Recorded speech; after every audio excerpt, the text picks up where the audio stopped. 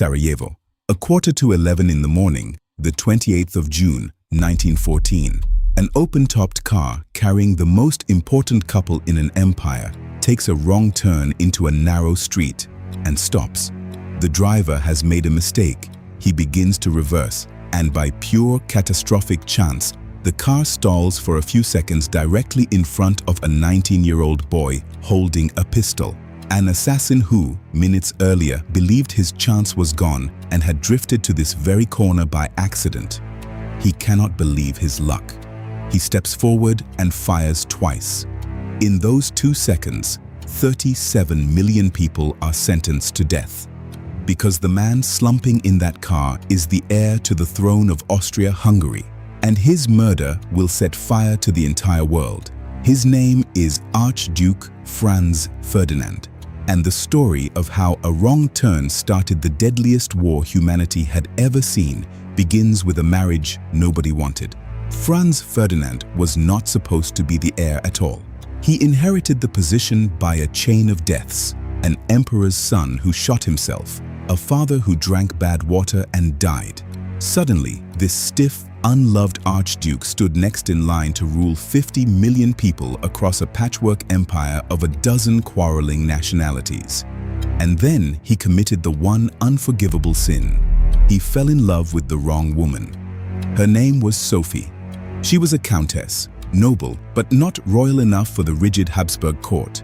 They forbade the marriage. Franz Ferdinand refused to give her up, and in the end the old emperor allowed it, but only as a morganatic marriage. The punishment was cruel and public. Sophie could never share his rank, never ride beside him in the royal carriage, never sit near him at official events. For 14 years, she was humiliated at every state function in Vienna. But there was one loophole. When Franz Ferdinand traveled in a purely military role, protocol relaxed, and Sophie could finally sit at his side. So, when he was invited to inspect the army in Bosnia, a province Austria had swallowed just 6 years earlier, he saw a rare chance to honor his wife in public. The date they chose to arrive in Sarajevo was the 28th of June, their 14th wedding anniversary. It was also, for the Serbs of Bosnia, the most sacred and sorrowful day in their calendar. And waiting in the crowd that morning were 7 young men who believed the Archduke's empire was a prison and who had come to kill him. They belonged to a movement called Young Bosnia, armed and trained by a shadowy Serbian secret society known as the Black Hand. Their weapons were spread down the route of the motorcade, bombs and pistols, one assassin after another, lining the riverside road called the Appel Quay. It should have been impossible for Franz Ferdinand to survive. It very nearly was. At 10:10, as the motorcade rolled along the river, one of the young men hurled a bomb straight at the Archduke's car. Franz Ferdinand saw it coming and swatted it away with his arm. It bounced off the folded roof, rolled under the car behind, and exploded, wounding around a dozen people. The bomber swallowed poison and leapt into the river to die. But the poison was old and only made him vomit, and the river was barely ankle deep. He was dragged out and arrested. The Archduke was untouched, and the rest of the assassins, their ambush in chaos, lost their nerve and melted into the crowd. The plot had failed. The motorcade sped to the town hall, where a shaken Franz Ferdinand cut off the mayor's cheerful welcome speech. Then he made a fateful, gallant decision.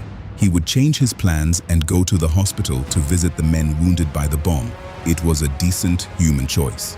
It killed him, because in the chaos, one crucial detail was never passed on. The drivers were not told the route had changed.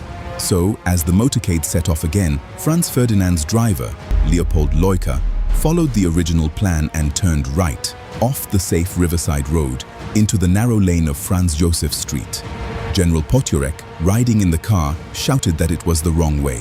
Leuker braked and stopped and began to reverse, and the engine stalled. Standing on that very corner, outside a delicatessen, was Gavrilo Princip. 19 years old, sick with tuberculosis, he had believed the plot was over and drifted there almost by accident. Now the open car carrying his target sat motionless, an arm's length away. He raised his pistol and fired 2 shots into the stopped car. The first struck Sophie in the abdomen. The second hit Franz Ferdinand in the neck, severing the jugular. As his wife slumped against him, the dying Archduke used his last conscious words not for himself, but for her. Sophie, Sophie, do not die. Stay alive for our children.